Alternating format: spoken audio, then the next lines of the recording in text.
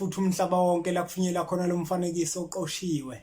Igama uyena umlekeleli wakambanjwa impunga yesintu. Ngiyakwemukela nawe osanda kusijoyina la kwi-channel lethu impunga yesintu TV. Wamukelekile kakhulu la kule channel siyafundisana bafowethu nalaphana kuma comment. Nawe mawukuthi mhlambe kukhona esikukhulumayo okwazi ngenye indlela, awukuthatha ukubhale laphana kuma comment ukuze uzogwema ukuthi impunga yesintu ikhuluma into engekho.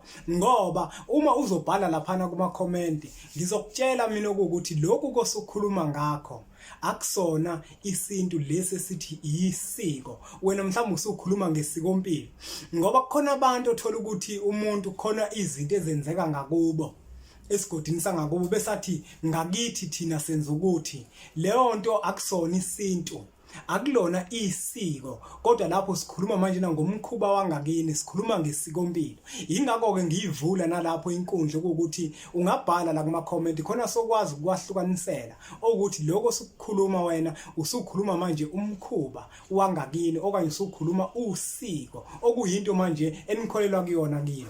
Kodwa thina la kwimpunga yesintu TV sikhuluma isintu. Masikhuluma ngesiko asikhulumi ngento othola ukuthi mhlambe yenziwa ngakithi. Sikhuluma ngento ekuyiyona eyenziwa nje isizwe sonke nekufanele ukuthi nje yenziwe isizwe sonke. Namuhla ke impunga yesintu nginiphatheleni namhlanje. Namuhla bafethu nginiphathela isihloko esomdida mhlambe omunye umuntu. Ukuthwala okuhle. Abantu abaningi bafowethu bathi mabebuka impilo yabo bedonsa kanzima bese bajaha ukuphanga umdaka, izulu linganile, bakhohle ukuthi impilo yabo abaziphathele bona kodwa bancike inkomo ethongweni okanye bancike inkomo kwabangasekho.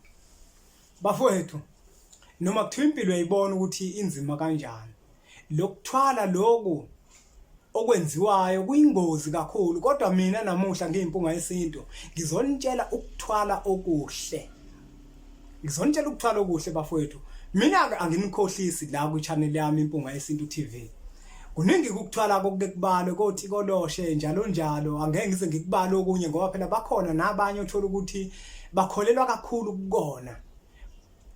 Ngaphambi kokuba ngichaze lokho ukuthwala okuhle ngizochaza kuqala ukuthi ukuthwala bafowethu noma ngabe kuphi ngaphandle kwaloko engizokutshela kona, lokho kunye engekona lokho engizokuchaza kubi. Akufanele ngisabe ukusho lokuthi kubi, kuyakuqhatha nethongo lakho, kuyakuphambanisa nethongo lakho. Ngoba impilo yethu asiziphathele thina, futhi impilo yethu asiziphileli thina. Baningi ke mina abantu abake bashaya impunga yesintu ngifuna ukuthwala. Manje uma ubheke kuphi ukuthwala okuhle engakwenza bese ngithi mina ikuphi wena ukuthwala okade ufuna ukuthi uhambe okwenza, bese akusho bese ngithi ngiyekeke lokho uzothwala ngalokho mina ngizokuchazela ngakho.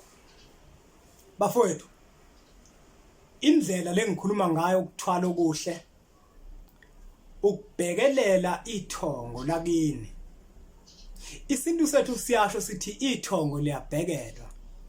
Phakathi komuzi wakini uma kukhona izidingo ezidingwa yithongo emsamo, kubalekile ukuthi wena njenganomuntu ophilayo phakathi kwamagceke ukusukumele konke lokho kudingwa yithongo, ulibhekelele ithongo. Uma kukhona amacala athile okhokho bakhe abahamba bewenzile, kubalekile ukuthi wena uzihluphe ngawo bese uyawathetha wonke lawo macala okhokho bakho nomkhulu bakhe abahamba bewenzile. Ngokwenza kwakho njalo ithongo lakho lobe selihlambuluka lalikhona. Ithongo lakho lobe selixolelana mawukuthi okhokho bakho noma umkhulu bakho bahamba bexabene. Ngenkathi uqala wena uhlupha ngezinto ezenzeka kini, ubheka umlando wakini okuthi yini eyenzeka phakathi komuzi wakini yaba ukungcola. Phakathi komuzi wakini uthola ukuthi mhlambe khona abantu abahamba bexabene, uthola ukuthi mhlambe khona umunye wangena endlini kamfowabo, uthola ukuthi khona abanye abahamba benukela, abanye baphakamiselana izikhali bebanga inkomo njalo njalo. Ngenkathi ke wena manje uqala manje uhlupha ngako konke lokho, uhlanganisa umndeni kwenziwe inhlambuluko phakathi kwekhaya ukuze kube khona uxolo, kube khona ukuthula kuze kuhambe kofinyelela kwelamathongo. Ithongo ngokwenza kwakho njalo lobe selikwazi ke manje ukuthi ke likwazi ukuthi likubheke likukhanyisele kona konke okufisayo. alifiki kuwena ithongo njengamanje likhansele ingoba vele lalikhona liqinekile lisebumnyameni ngezinto lathi malihamba emhlabeni bezenzile abantu abadala zibaxinile phambili. Kodwa wena uma uzolihlupha ngezinto abazenza ubathethele lawo macala ngoba umuntu ongasekho emhlabeni udinga umuntu ophilayo ukuze izinto zakhe zenzeke. Uma kukhona amacala awenza emhlabeni udinga umuntu ophilayo ukuthi lawo macala amthethele wona. Uma wenza njalo bafowethu laba bantu bohlambuluka izinto zabo bese ziyaqonda bese bayangena kwelamathongo. Uma sebengenile kwelamathongo bothi mabebuya beza phakathi kwenu nina njenganabantu eniphilayo bofika sebewukhanya bafike bakwazi ukuthi banikhansele entweni zenu enifisa ukuzenza. Nithi manishisa impepho nicela bese bakwazi ukuthi baphakame ngaleso sikhathi ngoba uthola ukuthi omunye nje uyayishisa impepho izinto azenzeki ingoba vele phakathi komuzi wakuba abantu abadala banzolile badinga ukuthi bagezwe. Bazogezwa kanjani ke wena ungalihluphi ngoba wena wazi ukuthi wena unethemba lakho. Uma kuukuthi umsamo uyobonda ukusebenzeli uzohamba uye kothwala uthathe otikoloshe uzifake enkingeni ebhedayo. Kanti bafowethu akukho ukuthwala okuhle njenganokuthi ubhekelele ithongo lakho uhluphe ngeenkinga zakini ngenkathi uzithwese lo mthwalo owuthwele wakini ukuthi uxazulule inkinga zakini. Ekugcineni lokho kuzoba nomphumela omuhle kunokuthi uzithwalise otikoloshe amathongo wona eyokuflathela uthi noma usufikile kwelamathongo bese akucindezela amathongo. Yiloko ke bafowethu ukuthwala okuhle ebengikhuluma ngako ngiyimpunga yesinto ukuthi mawufuna ukuthwala akuhambe uye ekhaya ufike uzethwese yonke imithwalo yakini uzethwese zonke inkinga zakini ezidinga ukuthi zixazululwe ngokwasethongweni ngokuzithwalisa lo mthwalo wakini nalezo nkinga zakini ekudinga ukuthi uzixazulule ngokwasethongweni. Ithongo lobe selikukhumbula ithongo lokwazi ukuthi likukhansele kukona konke oyobukudinga. Singaphiki kakhulu bafethu nezinto zasemhlabeni eziphilayo. Sengiphetha mhlambe ngesikhathi sisebancane sasithi masibona ibhanoyi lindiza phezulu sithi awulazi lalincane ibhanoyi kodwa sathi mhla silibona selihleli phansi sesilibukele eduze sabona ukuthi ibhanoyi kanti likhulu kangaka. Nethongo bafowethu ithongo uma umuntu salibukela kude ulibuka njenganento engekho ulibuka njenganento encane. Kodwa ithongo mawususondele eduze kwalo uyalibona ukuthi liyinto enkulu ngoba liphethe impilo yakho wena njenganomuntu. Ingakho mina ngikunika lokuthwala okuhle ngithi zithwese imithwalo yokhokho bakho abahamba beyenzile ngoba basezukwazi phela bona ukuthi bayilungise ngoba sebengale kwelamathongo. Abasezukwazi manje ukuthi balungise izinto zasemhlabeni ukuze zikwazi ukuthi zilunge lezo zinto badinga wena osaphila ngokwenyama emhlabeni. Athi nika amakholwa athi akukho kwasemhlabeni okwenziwa ngale konke kuthethwa la.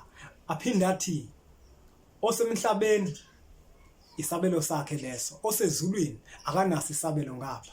Mina ke ngiyimpunga yesintu ngiyibuke kanje uma kade uhamba unenkomo la uma usungale kwelamathongo ngeke ukwazi ukuthi leyo nkomo uhlabele wena.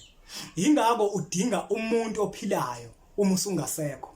Nomuntu ophilayo udinga umuntu ongasekho ukuze impilo yakhe ihambe kahle. Ngithe mangiqala impilo yethu incike enkomo kwabangasekho sisekelwe yithongo.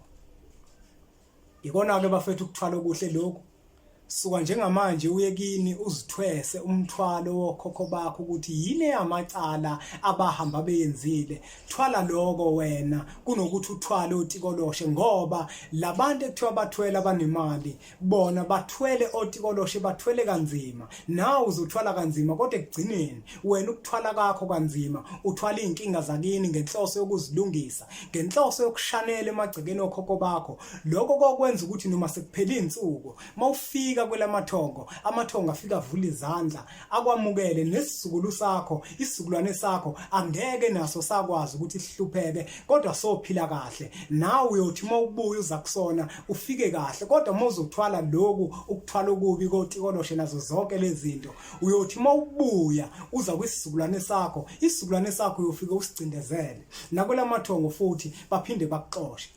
Angageqi bafutha amagula ngoba ngemuke ngiyimpunga yesintu angibonge kakhulu zikhona nencwadi esizilobayo ethi sithini isintu nesihloko sithi amava ahlabahlosile impunga.